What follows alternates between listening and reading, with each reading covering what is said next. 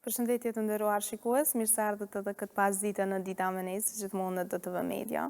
E sot e kam dhënë ta kem sot në studio kirurgun Elblen Ademi, me të cilin kemi diskutuar rreth inteligjencës artificiale në kirurgji, rëndësinë e diagnostifikimit të hershëm, llojet e operimeve dhe realitetin e punës reale në fakt të një kirurgu sot në Kosovë. Kam dhënë ta kem sot në studio. Përshëndetje. Kam dhënë për ftesën, është kënaqësi me konë studio me juve. Është pak kënaqësi që ne të kemi këto, duke marrë parasysh që ju e keni një orare dhe një punë kështu, ndërsa që duhet me kohë 24 orë në dispozicion për pacientët tuaj. Me thonë drejtën, jeta e një kirurgut nuk është edhe aq e lehtë, duke marrë parasysh oraret e gjata, net të shumta pa gjumë gjatë kujdesaritë e shpeshta dhe gamën e operacioneve që kryen, sepse shpesh një kirurg e din kur fillon punën, por nuk e din edhe kur e përfundon. Kështu që po mundohemi me balancu. Jo, tash 3 vite jeni kirurg në Mitrovica, po? Po, që prej 3 vite, tash bëhen 4 vite që ushtroj profesionin e kirurgut të përgjithshëm në Spitalin e Përgjithshëm të Mitrovicës, ku kryejm operacione të shumta, qoftë elektive, qoftë urgjente. Jemi një ekip me 6 kirurg, kryesisht të rinj, kryet një punë e mirë. Cilat janë ato gjërat që të kanë tërhiq për me vazhdu dhe me studiu profesionin e kirurgut? Me thonë drejtën, dëshira për kirurgji tek unë ka lind qysh në fëmijëri, sepse jam rritur në një familje ku prindi im, babai ka qenë kirurg dhe qysh si vogël, duke parë ata se çfarë pune bënte për kushtimin e tij ndaj pacientave, respektin e ndërsjellët. Atëherë që nga ajo kohë kam pas gjithmonë idenë që një ditë të bëhem edhe unë kirurg. Edhe pse ai nuk ka qenë në mesin tonë, por për gjatë gjithë këtyre viteve më ka përcjell kjo ide që në një ditë ta trashëgoj profesionin e tij. Pra, pikërisht kjo si ka si një trashëgimi edhe kur thonë se e ke kështu në gjak këto. Po është nder i madh të trashëgoj, domethënë, profesionin e prindit tim. Është në njëjtën kohë edhe përgjegjësi e dyfisht, sepse ka qenë një emër i madh në kirurgjinë kosovare, po krahas asaj nuk mund të rri vetëm në hijen e emrit të tij, po mundohem të ndërtoj edhe emrin tim në ditët e sotme dhe në të ardhmen në kirurgji. Pikërisht duke marrë parasysh që është me të vërtetë një profesion i cili kërkon shumë dedikim dhe me të vërtetë një fokus ndoshta shumë të madh. Përmendëm edhe orët e kujdestarisë, pra dhe gjumi që ndoshta është pjesa më e rëndësishme e njeriu, ju e sakrifikoni për të mirën e pacientëve tu. Po pavarësisht sa jemi të lodhur nga operacionet e mëdha që bëhen në kujdestari, sepse ne nuk e dimë se kur na vjen urgjenca në kirurgji, nuk e kemi të parashikueshme se kur lajmërohet dhe kur duhet të hyjmë në operacion, për pavarësisht krejt kësaj lodhje, përsëri e gjejmë forcën që ta kemi fokusin dhe qëllimin vetëm të pacientit që të kaloj sa më mirë në operacion dhe t'ju kthehet jetës normale sa më shpejt. Doja të fokusohem tek një pikë goxha e rëndësishme, pra tek inteligjenca artificiale, se si zbatohet dhe në fakt cilat janë ato gjërat e mira, po ndoshta edhe të këqija të inteligjencës artificiale, pikërisht fushën e kirurgjisë. Me përparimin e teknologjisë dhe inteligjencës artificiale, atëherë kirurgjia më nuk është se siç ka qenë para 20 ose 30 viteve të fundit, ka ndryshuar krahas teknologjisë, duke marrë parasysh që në të kaluarën janë bërë operacione vetëm operacione të hapura, domethënë me laparotomi, me hapje të tërë abdomenit. Tani më me përparimin e teknologjisë është edhe kirurgjia minimale invazive, domethënë shumica operacioneve kryhen me laparoskop, që domethënë nuk qelet i tërë abdomeni, por vetëm disa vrima të vogla ku futet kamera dhe instrumentet, edhe kështu domethënë kryhet operimi. Përparësitë e kësaj janë sepse pacienti pas operimit ndjen shumë pak dhimbje, qëndrimi në spital është shumë i shkurt, edhe lirimi i tij nga spitali bëhet shumë më shpejt se sa në kirurgjinë e hapur. Ndërsa sa i përket inteligjencës artificiale, atëherë nuk mund të mendojmë, sepse shumica e njerëzve kur flasin për inteligjencë artificiale në kirurgji, mendojnë vetëm tek robotët, por për mendimin tim kirurgun asnjëherë nuk ka më shumë, domethënë me zaventsu inteligjenca artificiale ose roboti, përkundrazi do ta forcoj shumë më shumë në operacionin që e bën, sepse përparësitë janë qoftë ndihmon në përgatitjen e pacientit para operimit, gjatë operimit dhe pas operimit. Te kjo pjesa pas operimit, pikërisht e përmendëm edhe këto operacionet minimalisht invazive, kjo pjesa do me thonë e shërimit, gjithmonë, ndoshta është edhe ajo më tjetë që du të me pas ne më shumë kujdes, shkaku infeksioneve apo gjërave tilla dhe te kjo pjesë ndihmojnë këto operacionet më të vogla. Po, spari edhe estetikisht duket më mirë pacienti kur kryhet me laparoskop, domethënë me kirurgji minimalisht invazive dhe komplikimet janë shumë më të vogla, sepse qasja dhe prerja është shumë më e vogël. Ndërsa për komplikime zakonisht mund të jenë gjakderdhet dhe infeksionet. Po çka vlen me cek që për kirurgun nuk është vetëm e rëndësishme, domethënë periudha postoperatore, domethënë pas operacionit ose vetëm operacioni, sepse ne lidhemi me pacientin prej momentit që e takojmë, domethënë e marrim anamnezën, ekzaminimin që i bëjmë klinike dhe derisa pacienti ju kthehet jetës komplet normale derisa të shërohet. Domethënë nuk është vetëm operacioni që e kryjmë, por është një lidhje kirurg, doktor domethënë me pacient deri në momentin që pacienti fillon ta bëjë jetën normale. A mundemi me evitu operimin? Në disa raste po siç thash, tek ne operime ndahen në operime elektive dhe në operime urgjente dhe emergjente. Këto operimet që janë elektive janë kur pacienti diagnostifikohet shumë më herët, domethënë për shembull me ndonjë guri në tëmbë, kompletohet me analiza laboratorike imazherike dhe mundet më shtyjë operacioni për një kohë të caktuar sepse pacienti është stabil. Ndërsa te këto operimet urgjente janë operime që nuk presin edhe gjatë sepse rrezikohet jeta e pacientit dhe sa më shumë që e shtyna operacionin, komplikimet do të jenë të rënda dhe mund të ndejnë në fatalitet për pacientin. Ndërsa te operimet emergjente janë operime që duhet me intervenu, domethënë brenda disa minuta shumë të shkurtë. Po, pikërisht edhe këto është gatishmëria e përmend ndoshta e gjithë kolegëve dhe bashkëpunimi mes juve. Po, duhet me qenë një ekip multidisciplinare, kirurg, mjek emergjent, pastaj radiolog dhe laborant. Sa më komunikativ të jetë kjo ekip, sa më shpejt të jetë kjo ekip, atëherë dhe suksesi i operimit do të jetë shumë më i madh dhe shumë më i mirë. Po, pikërisht edhe vazhdojmë pra me pas pacient më të lumtur, që dalin më shpejt nga spitali, po pikërisht deshta të fokusohemi tek pjesa e rëndësisë diagnostifikimit të hershëm, pra e përmendet gurt në tëmbë ose diçka e tillë, pra qysh mu diagnostifiku më herët, çka rekomandoni ju? Në kirurgji rëndësi shumë të veçantë ka edhe diagnostifikimi i hershëm në kirurgji, sepse çdo vonesë e pacientit është komplikim më i madh për pacientin, ndërsa sa më herët që pacienti të diagnostifikohet, komplikimet do të jenë shumë të pakta, operacioni do të jetë shumë më i lehtë dhe pacienti do të kalojë shumë më lehtë në operacion. Domethënë nuk duhet të neglizhohen simptomat në kirurgji, domethënë simptomat në kirurgjinë e përgjithshme, kryesisht simptomat të organeve abdominale, dhimbta, gjakderdhja gjatë defekimit, vjellja. Këtu ka rëndësi edhe mjeku familjar, se sa dhe si e udhëzon, domethënë pacientin për tek specialisti.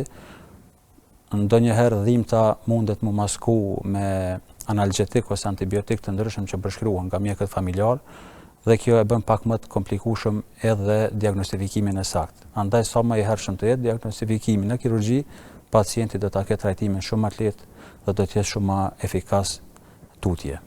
A mund të kemi pra ndoshta edhe komplikime kur fshihet dhimbja pikërisht këtë pjesë me antibiotik ndryshëm, ndoshta edhe me brufena, raceta, kësi lloj hapash? Po mund të kem komplikime shumë të mëdha, si për shembull te apendiciti akut, nëse dhimbja do të filloj dhe do të maskohet me analgetik dhe antibiotik nga mjeku i mjekësisë familjare ose nga vetë pacienti, sepse shumica ndonjëherë nuk lajmërohen me kohë te mjeku dhe fillojnë terapinë vetë, atëherë mund të kemi edhe perforacion të apendiksit, do më thonë të krijohet një infeksion peritonit i abdomenit dhe të vije deri tek sepsa dhe gjendje shumë e rëndë të pacientit. Sa më herët të diagnostikohet operimi do të krijohet shumë më shpejt, pacienti do të lirohet më shpejt nga spitali, ndërsa nëse do të perforon, domethënë apendiksi dhe do të lihet për disa ditë në atë gjendje, atëherë pasojat do të jenë shumë më të mëdha. Jo vetëm tek apendiksi, por edhe tek gurt në tëmbës, nëse ka kolecistit akut, atëherë duhet të mirë trajtimi i duhur, që të eliminohet infeksioni dhe të kemi operacion të ardhmë shumë më të lehtë, sepse komplikimet janë të mëdha, sidomos të rrugëve biliare që janë aty. Gjatë punës suaj të përditshme, cilat janë ndoshta operacionet që keni pa që po merrni sa më shpesh me to, pra po e vjen rasti më shumë më mirë? Po zakonisht, siç e cekëm, unë punoj në spitalin e përgjithshëm të Mitrovicës, domethënë në spital rajonal. Gama operacioneve tek ne është shumë e madhe dhe bëhet një punë shumë e madhe sa i përket spitalit rajonal, sepse nuk kemi qendër klinike, por spitali rajonal dhe bëhet një punë shumë e madhe për kundër kushteve, ndoshta që nuk i kemi krahasuar me qendrën klinike këtu dhe me spitalet private tjera. Brenda një viti, parafërsisht, i kemi kryer diku rreth 800 operacione.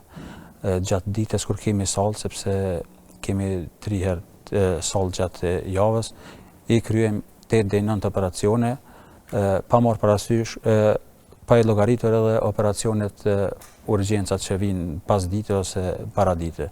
Domethënë zakonisht kryen këto operacione që janë bazike, por edhe operacione me kompleksitet të mëdha që janë tumorët kolorektal, tumorët e lukthit dhe diagnoza të tilla. Sa është e vështirë më mirë ndoshta me një floks të madh të operacioneve dhe për juve kështu mënyrë ndoshta edhe mentale, pra më përgatit për çdo operacion kështu? Po kjo dikur bëhet rutinë, sepse kur e dëm punën, 50% e saj e këtij mentaliteti të kalon dhe je i disponueshëm për punë, sepse do të më pas një farë pëlqimi për punën që e bën.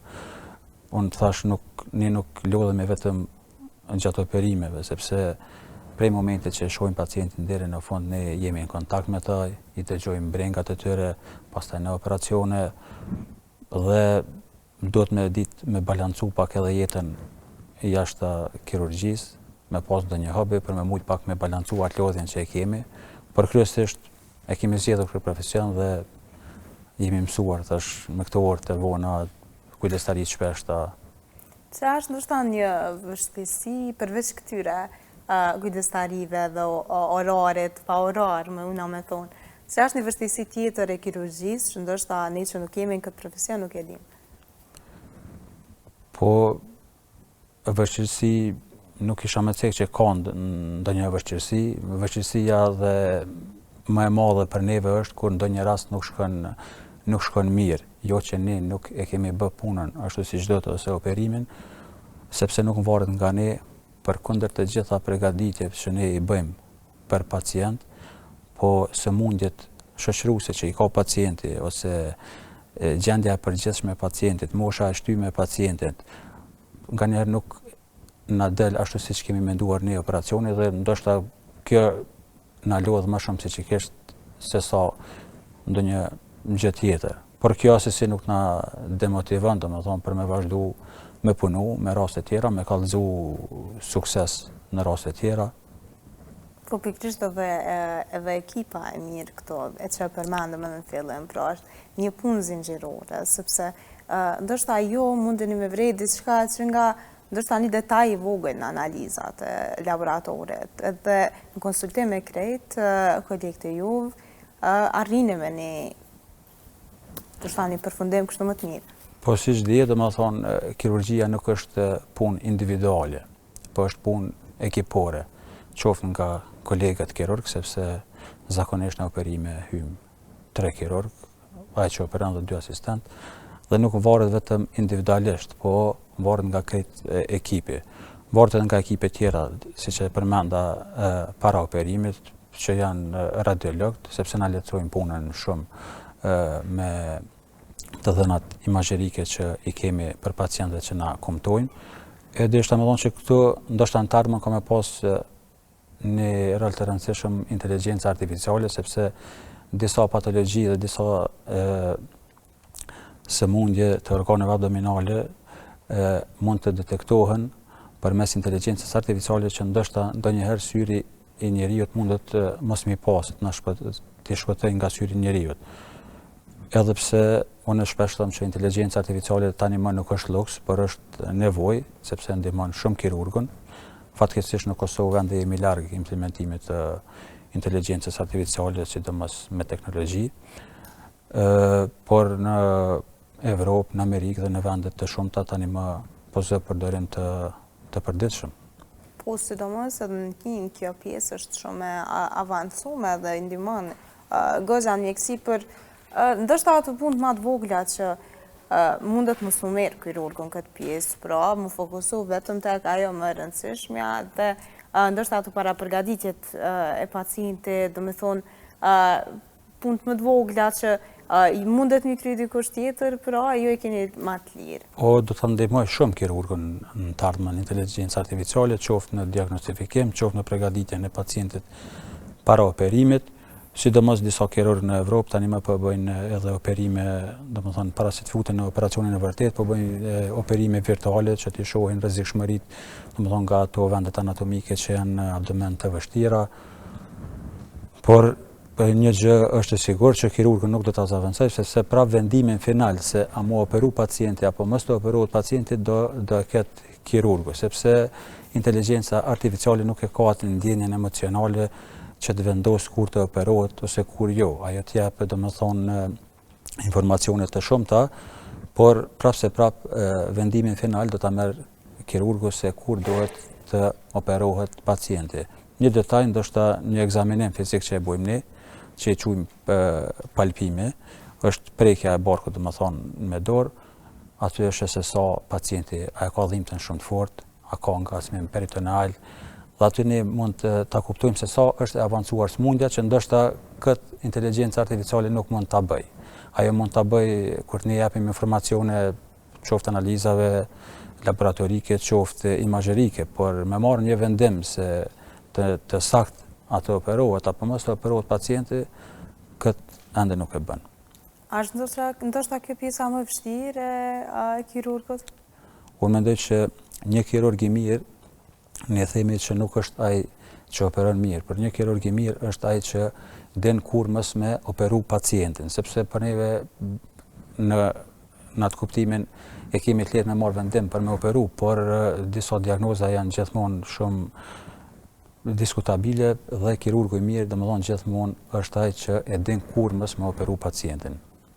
Gjatë këtyre afro 4 viteve përvoj pune, pra si duket ai fillimi? A mundesh me rikujtu, ndoshta me krahasu veten me fillimin kur ke filluar me punu e tash? Po, duke krahasu vitin ndër vitet që kaloj, normal që në kirurgji rol të madh ka edhe përvoja, sepse asnjë rast në kirurgji nuk është i njëjtë.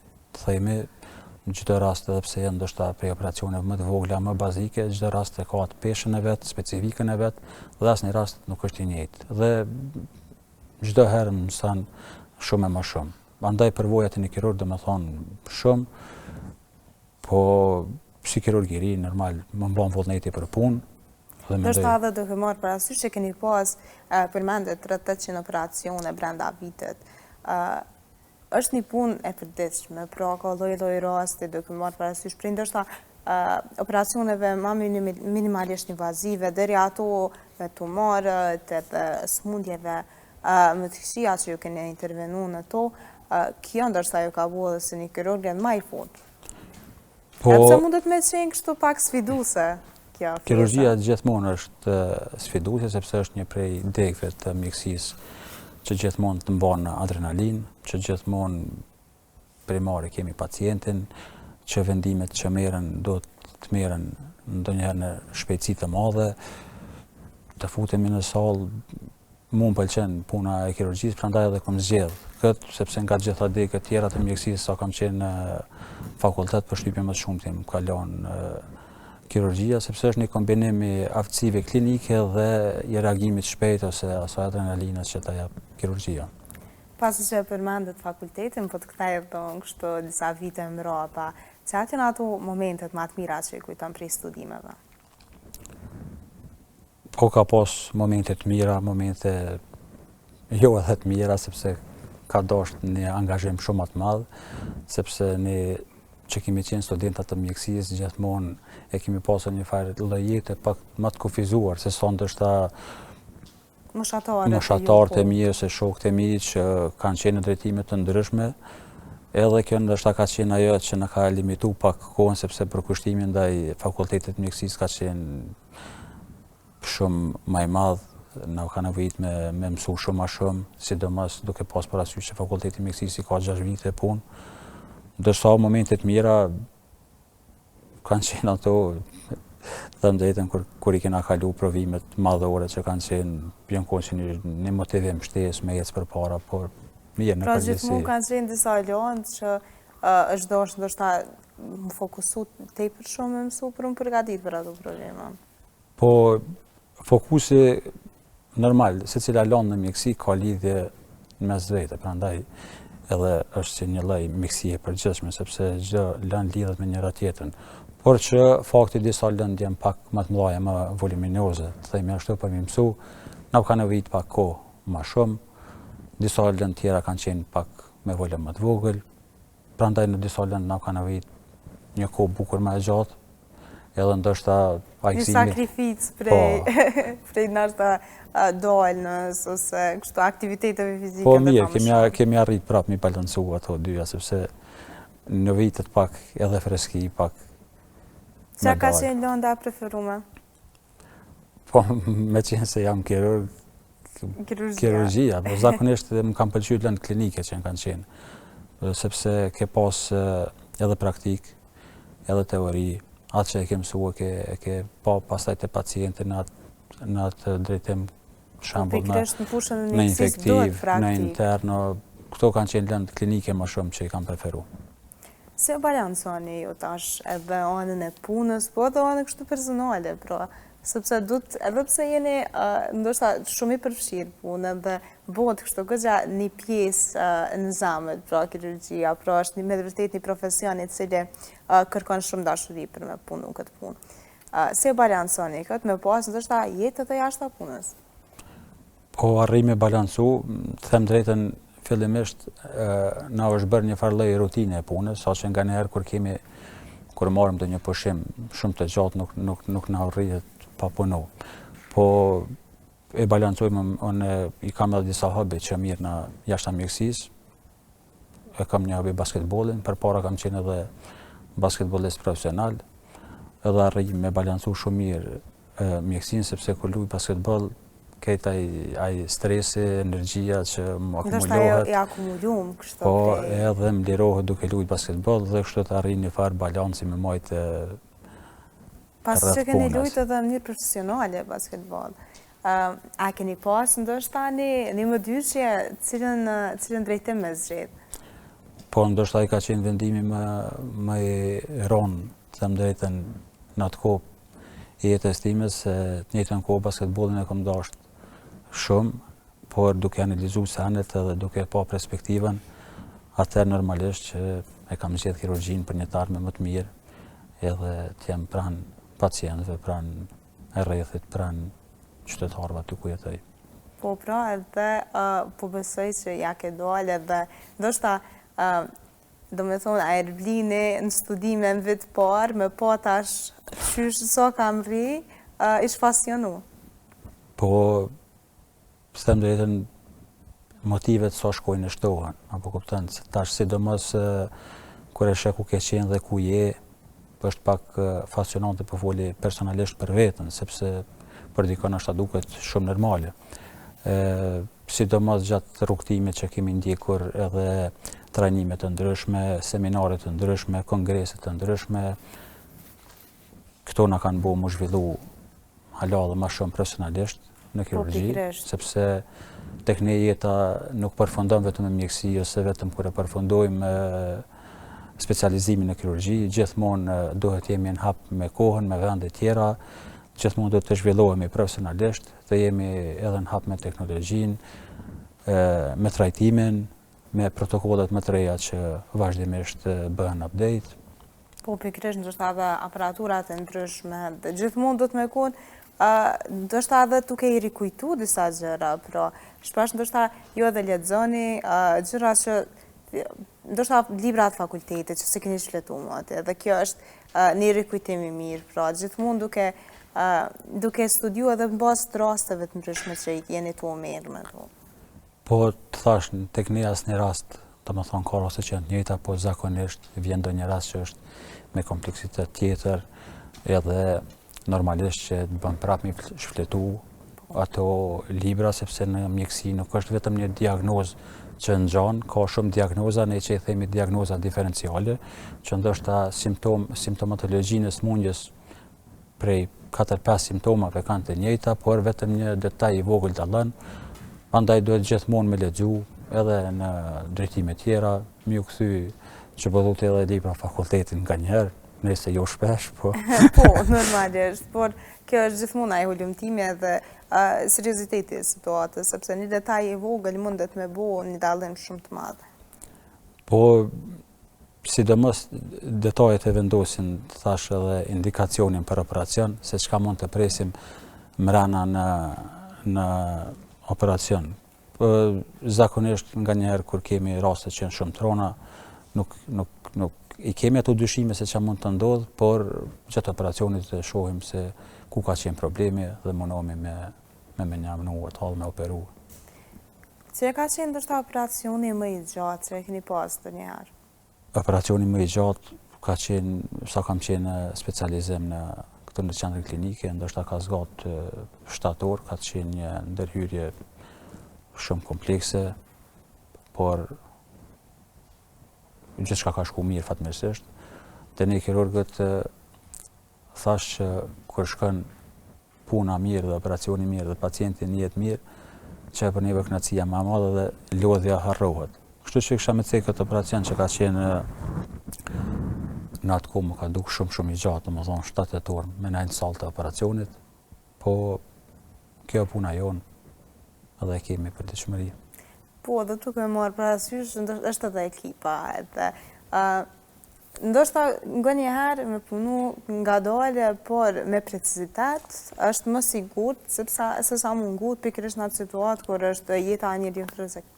Po në kirurgji nuk ka rëndësi timingu, domethënë se sa për sa orë ti e kryen operacionin, a e kryen për gjysmë ore, për 15 minuta, për 1 orë apo për 2 orë.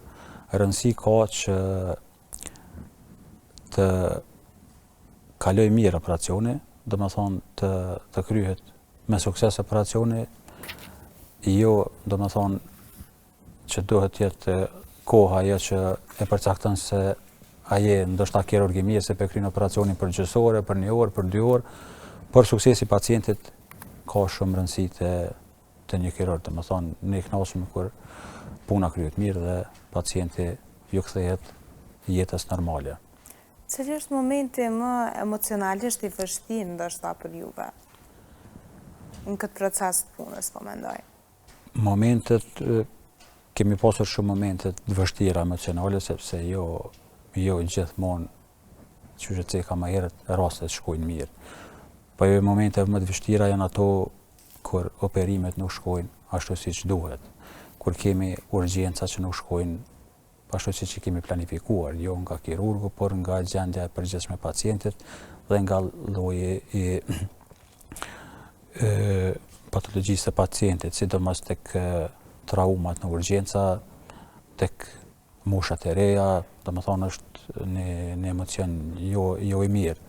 Dhe pastaj kur të kupton lajmin tek familjarët, nuk është ndjenjë e mirë, por është punë e përditshme jona, nuk janë fatmirësisht nuk janë të shpeshta, janë shumë të rralla këto, por që dim t'i menaxhojmë dhe thashtë ne nuk na demotivojnë, sepse se për këtë përgatitjes ne japim maksimumin për çdo rast, qoftë rast i lehtë, qoftë rast i rënd, për neve kryesore është pacienti dhe njeriu, sepse edhe ata pret një familje jashtë. Po, pikërisht, edhe e përmendët kontaktin me familjen. Ajo është sepse familja mundet me konë shumë stres e kështu. Do me thonë, jo do të me konë goxha me perfekcionu atë mënyrën e diskutumit me ta. Edhe ndoshta me pas një lloj empatie goxha të madhe për ta. Unë gjithmonë them që së pari do të jemi si një lloj psikologu i mirë, me ditë me komuniku, qoftë me familjar, por qoftë edhe me pacientin, qoftë para operimit, qoftë mas operimit, sepse komunikimi i mirë me pacientin, shpjegimi i mirë, jo në fjalë të mjekësisë, por m'ia shpjegu se për pritshmëritë e operacionit, për komplikimet që mund të ndodhin. Pastaj, siç e thekë edhe ti pas operimit, ai komunikimi me fjalë me familjar duhet gjithmonë me pas një lloj kujdesi se si transmeton, jap informacionin, sepse shpesh mundesh me qenë edhe jo i pranueshëm për ta. Ka shumë rëndësi mënyra se çysh komunikon me familjar, jo vetëm pas operacionit, por edhe para operacionit. Sepse shumë operime kanë komplikime, sidomos tek tumorët, shembull tek tumorët kolorektal munden me pas pasoja pas operacionit, jo si pasojë kirurgut, por si pasojë e smundjes. Andaj duhet m'ia shpjegu në mënyrë të qartë, në mënyrë të mirë pacientit, për me kuptu edhe ai vetë rëndësinë e operacionit dhe mënyrën se si mund të shkojë një operacion. Po, pikërisht, pra kjo edhe lidhja pra edhe me pacientin, dhe kjo me të vërtet është një fushë shumë dimensionale, pra përmendet edhe psikolog edhe po krijohet një lidhje shumë e veçantë me pacientin, sepse do të me pas parasysh që në momentin që ai ty të beson që kemi operu, ai faktikisht është duke ta besuar jetën.